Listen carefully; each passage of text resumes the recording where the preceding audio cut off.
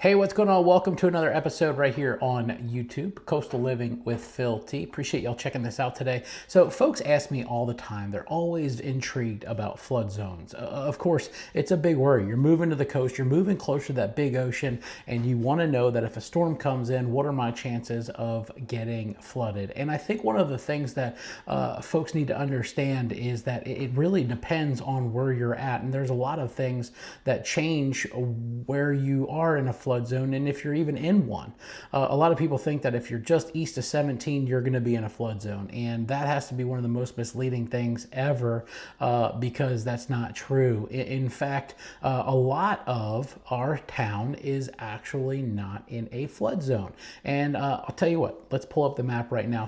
So let's pull up LandGlide. LandGlide is something that I use in the field because it makes it really easy because I can use it on my phone to see exactly what I need to see, especially to see flood zones and such. So this here is the town of Surfside.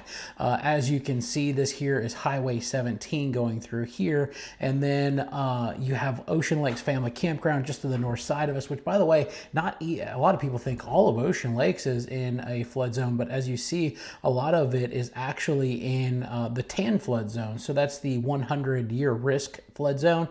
Still should carry flood insurance, but you're not as high risk. But as you go down into Surfside here, this is 16th Avenue North, and then you head into Surfside Drive, you can see there's a lot of the town that actually is not in a flood zone. Now, what does that mean? It means that FEMA came in and looked at it and said, well, this area here is at a lower chance of flooding. It doesn't mean that you'll never see a flood, but you want to knock on wood always with that, especially living here at the coast, but the chances are you're not going to see one. So you're back in the Zone X area here in the tan, and then Zone AE up here, as well as VE along the ocean. As you can see, it does go a few blocks in, and a lot of that has to do with the ponds and such. But yeah, as you can see here, a lot of Surfside is not in a flood zone. Now, if we go a little bit further south and down into Murrells Inlet, because of the marsh, you can see that changes a lot. A lot of Garden City is in a flood zone, as well as back in different areas and different neighborhoods, such as Mount Gilead.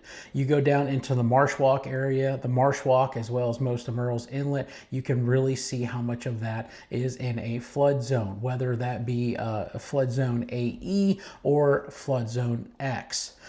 Big difference in those, especially when it kind of comes down to the risk as well as the cost. Just to give you kind of an idea, if you have flood zone X, you're probably looking at $400 to $1,200 a year, maybe $300 to $700. It just depends where exactly you are, and obviously what your insurance rates are. But that's per year for flood insurance. Where if you're in that AE, you're probably looking to, sometimes $2,500 a year or more.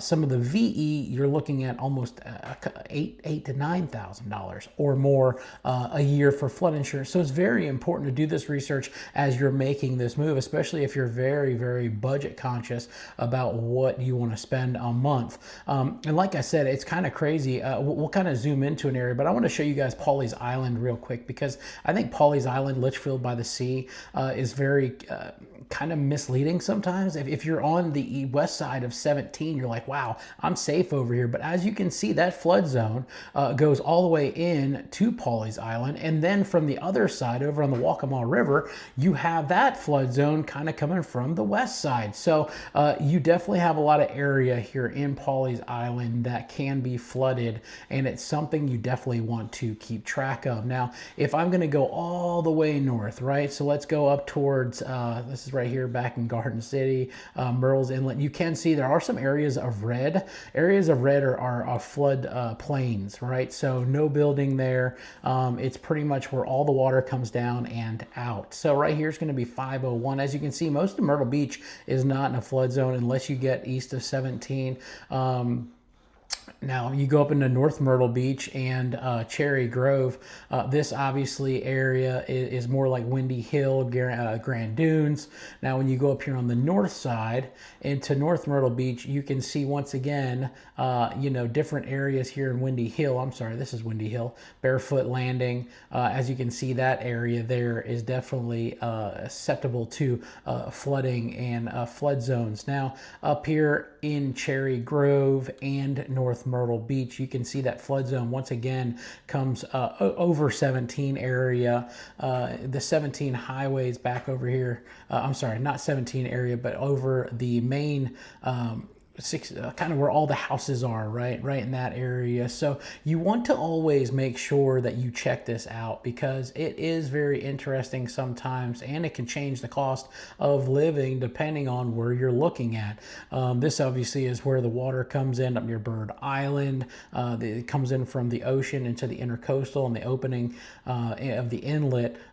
So this kind of, the intercoastal, as you can see, also causes some issues when you're looking at flooding as well. Now, I think one thing to remember and kind of think about too is a lot of people think if you head inland towards Conway, I hear it all the time, I'm thinking about Conway because it's safer in there when it comes down to flood zones. Not always. As you can see, there's a lot of low lying area. As I'm just scrolling through this map, showing you guys different towns, different areas. This here is 22. Here is, 701 kind of coming in. And then, of course, over here you have... Here, 501 coming into Conway. Here you go, downtown Conway. So this is the craziest thing. A lot of people think that because you're inland now, you're not going to have to worry about flooding. But as you can see, as you get into downtown Conway, most of it outside of flood zones. But as you go to the east side of Conway, you have this huge flood zone through here. This is where a lot of times after storms inland, all the water comes down through the rivers and to the coast. And these areas see a lot of flooding weeks, sometimes days to weeks, sometimes even up to a month after bigger storms up in the west side of the state. So even up towards North Carolina, sometimes if they get really heavy rains, you're going to see the waters kind of come up in these areas. And I have seen flooding before. In fact, some of the houses in these areas have been lifted because they've been flooded so many times. So it's just really important to know your zone. Now, I want to show you one more thing before I take you guys over to the FEMA website, because I think the FEMA website is very important if you're looking to buy. Like I said, this app here is great, but is it worth having? Probably not just for the average person. But, as we zoom in here, I'm not even going to pick a house. I'm just kind of following the flood line here. But as we pick a house here, even off 3rd Avenue, as you can tell and see, like this house here, fully under a flood zone, this here in a main flood zone, then you don't have, or then you go into the 100-year flood zone. So your flood insurance is going to be a little bit less here in zone X, but then you go to right here. So this house on Cedar Street in a flood zone, zone X, this one, not at all. So everybody thinks that there's certain blocks, certain areas, certain cities, certain towns that are 100% in a flood zone, but they're not. So it's very important to educate yourself on this. And like I said, the best way that I tell people to do it as they're looking is obviously talk to an insurance agent and someone you trust. And by the way, I can send you a few options here in the area. If you're ever interested, feel free to reach out. But look at the FEMA flood map. So you can go in here and you can search by address and it'll pull up their website. Now this is where the map that I was just going off of is based off of, it's all based off this information from FEMA, which they do all these studies. So we're just going to do the office right here, 213 South Ocean Boulevard, and that is going to be Surfside Beach, South Carolina. Zoom in, here we go. So what they do is they do panels and they do firms. Now, as you can see, this is a little bit more detailed than the app that I was using. Obviously, the app's gonna be more friendly, it's family friendly, or user friendly, I guess you should say. Where this here is going to be a little bit more in depth. This is, kind of what the insurance companies look at, as well as an elevation certificate, which is important to have, especially when you're here at the coast. So as you can see, they're saying that we're in elevation 15, zone ZE. And like I said, you can put any address in here and really start looking more into it. And really know where your property that you're prospectively looking at, sits within a flood zone. These here are all the different, the green squares are all different firms. So, and the effective date. So the last time they actually went through here was 2021. And the last time they did a firm in that area. It's just really something to kind of think about, guys, especially when you're living here at the coast. You don't want to end up being, every month spending a huge amount of money on insurance just to live somewhere. So keep that in mind. And of course, always feel free to ask questions and educate yourself more and more. Now, one more thing about the FEMA maps, realize they get redrawn all the time. So you could be at a property in which that is not in a flood zone in 2026, but by 2028, because of growth and population, the firm has been updated and it could be in a flood zone. So that's something to always think about and make sure that you educate yourself on.